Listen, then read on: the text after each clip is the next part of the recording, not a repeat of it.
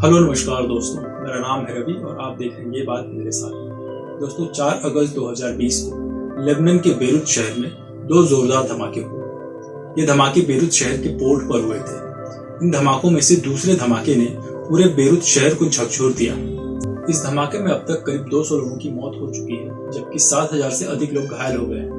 यह धमाका इतना जोरदार था कि इसकी गूंज 240 किलोमीटर दूर साइप्रस तक सुनाई दी।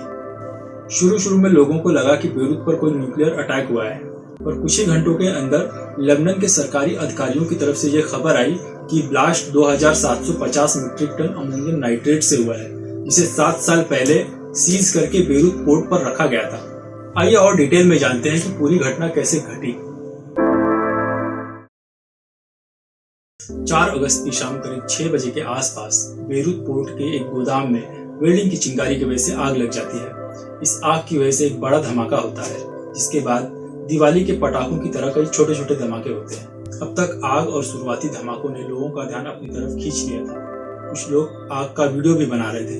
तभी अचानक पूरे बेरूत को तबाह करने वाला एक जोरदार धमाका होता है। लोगों के बीच अफरा तफरी मच जाती है। लोग समझ नहीं पाते हैं कि क्या हुआ है, ये किसी ने हमला किया है या कुछ और है।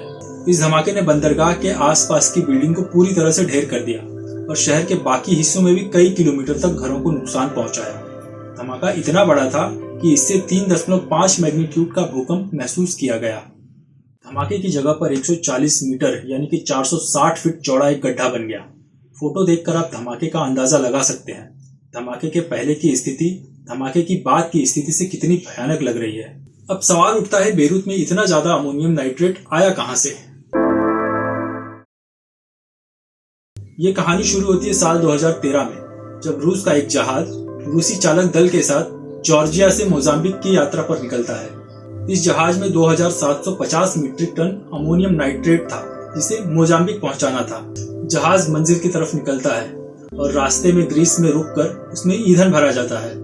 ईंधन भरने के बाद चालक दल पैसों की कमी की शिकायत जहाज के मालिक को करते हैं। उसे पैसे भेजने के लिए कहते हैं, पर जहाज का मालिक पैसे भेजने से मना कर देता है। वो उन्हें कहता है कि जहाज को बेरूत ले जाओ, वहां से जहाज पर और माल लाद लो और जो पैसा मिले उससे अपना खर्च निकाल लो।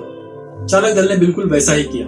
जहाज को बेरूत की तरफ मोड़ दिया। अब बेरूत पहुंचकर जहाज पर और माल लादने की कोशिश की जा रही थी, पर जहाज की हालत इतनी खराब थी कि उस पर और माल लादना मुमकिन नहीं था। अब चालक दल के पास इतने पैसे भी नहीं बचे थे कि वो बेरूत बंदरगाह पर रुकने का टैक्स चुका पाए। इसके बाद नियमों की अनदेखी करने और पैसे न चुका पाने के कारण जहाज को सरकारी कब्जे में ले लिया जाता है। तब से अमोनियम नाइट्रेट का इतना बड़ा खेप बेरूत बंदरगाह पर ही पड़ा था। कस्टम डिपार्टमेंट ने सरकार को कई बार इस बात की चेतावनी दी थी कि इतना सारा अमोनियम नाइट्रेट यहाँ पर रखना खतरे से खाली नहीं है, पर किसी ने इस बात पर ध्यान नहीं दिया। लेबनान में 17 अक्टूबर 2019 से ही सरकार की नीतियों के खिलाफ जनता का प्रदर्शन हो रहा था। इसे वहां पर अक्टूबर रिवॉल्यूशन का नाम दिया गया था। यह प्रदर्शन लेबनान में खराब होती अर्थव्यवस्था, बढ़ती हुई बेरोजगारी और सार्वजनिक क्षेत्र में बढ़ते भ्रष्टाचार के खिलाफ था। लोगों का कहना है कि सरकार बिजली, पानी और सफाई जैसी बेसिक सेवाएं देने में भी फेल रही है। हम सरकार से उनकी विफलताओं की जवाबदेही चाहते हैं। विरोध प्रदर्शन की वजह से लेबनान में राजनीतिक संकट पैदा हुआ और प्रधानमंत्री साद हरीरी को रिजाइन देना पड़ा। 21 जनवरी 2020 यानी प्रदर्शन शुरू होने के 3 महीने बाद लेबनान ने नए मंत्रिमंडल का नेतृत्व करने के लिए हसन दियाब के नाम को प्रधानमंत्री के रूप में घोषित किया। लेकिन कोरोना के चलते हसन दियाब को प्रधानमंत्री के रूप में ज्यादा कुछ करने का मौका नहीं मिल सका। बेरूत ब्लास्ट के बाद हसन दियाब की सरकार के खिलाफ प्रदर्शन और तेज हो गया। सरकार ने 2 हफ्ते के लिए इमरजेंसी की घोषणा की, लेकिन ब्लास्ट रोकने में उनकी विफलता के कारण लोग सड़कों पर उतर आए।